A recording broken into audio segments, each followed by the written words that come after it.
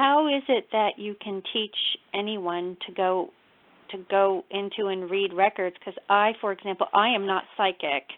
I have in my life met people who can see auras. I know they can see auras. I can't see auras. I mean, I don't have any of that. But how can you teach just a regular person to open up records and to go into records and read records?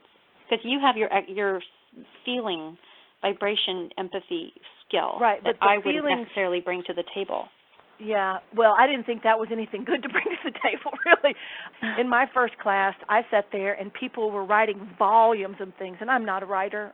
And I sat there, and on my piece of paper, I would write, I feel heaviness. I feel like I want to go cry. I'm not going to cry because I don't want anybody to judge me. And that's what I'm writing in my first class.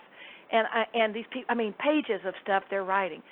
And so what I learned in that was what I said a second ago, was that the record keepers are going to communicate with you in whatever sense you already have open. I didn't know that was a good thing. I thought that was a bad thing.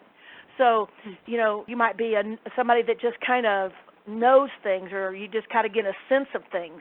Some people get pictures. So the prayer, what we teach, works with energetic vibration. So when we say the prayer and we say the first and last names of the person opening up the records, it's like a vibrational shift in your heart. When you say a prayer, or when you say affirmations, or when you feel something, it'll lift your heart up. So that's what this prayer does. So we read the prayer, we use our name, and then we have a certain dialogue, kind of like a checklist we go through.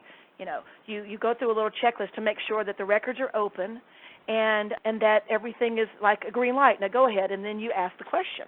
And then you are taught how to write good, clear questions to ask in your records. The piece that's the most hard in the class is that everyone can do it, because that's what you just said you didn't know, but everyone can do it. You just have to practice going in and out of the records to see how the record keepers are communicating with you. Some people, it just happens really naturally, and they just go on. And with me, it did not. I almost didn't go back my second day of the class. I had to force myself to go because a friend of mine just embarrassed the heck out of me. I wasn't going to go back because I was so the minute I walked out the door the first day of the class, I cried. That doesn't happen anymore. The reason that it doesn't is because I can always tell people that first day of classes, this is what happened to me, and it doesn't have to happen to you. So anyone can learn to read them, and the vibrational prayer works, the name works, and then the practice going in and out of the records is what works. Writing good questions helps receive the information.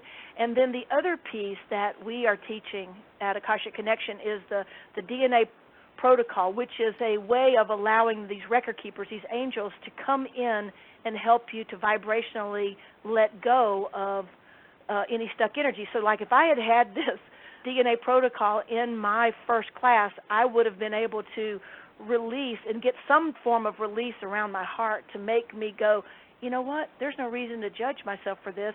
I'm learning how to read the records in the way that is going to be the easiest way for the record keepers to communicate with me, because I'm a feeler. But I didn't know that at the time. Now we know. Everybody's going to read the records differently, and the information's going to come through differently. You don't have to be psychic. Actually, it's more difficult sometimes when people are really, really psychic, because they've already honed that way of connecting to spirit. So they have to learn how to differentiate between reading psychically and reading the records. It's the prayer vibrationally puts you right into the Akashic Records. So you learn what that feels like, or what that sense is when you're in there. And then we do a simple amen to close them. So now I think you are, and now I think you are psychic, because I just wrote, what is the Akashic record reading versus psychic reading? Like, what's the difference? Well, no, see, the thing is I'm not psychic. They just tell me what to say. Those record keepers are really good.